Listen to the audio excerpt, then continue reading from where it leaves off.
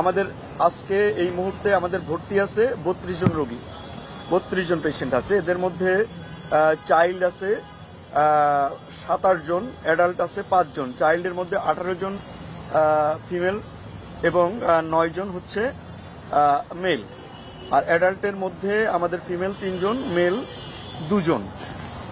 আমরা আজকে একজন ফিমেল পেশেন্টকে আমরা ডিসচার্জ করেছি আজকে, যদিও আমরা বলছি যে আমাদের ডিসচার্জের মতো বেশ কিছু রোগী রেডি আছে, কিন্তু যেহেতু পরবর্তীতে ড্রেসিং করতে আসতে হবে সেই জন্য তাদের কমফোর্ট জোনের কথা বিবেচনা করে আমরা হয়তো ধীরে ধীরে রোগীগুলোকে ডিসচার্জ দিব।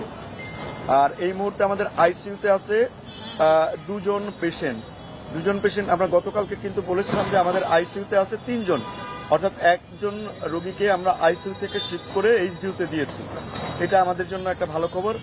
আর সার্বিক ভালো খবর আমরা যেটা বলেছি যে আমাদের কোনো রোগীকে আমরা আজকেও আমরা কোনো রোগীকে আমাদের হারাতে হয়নি। এটা আমাদের জন্য একটা ভালো খবর, আমাদের সবার জন্যই একটা ভালো খবর।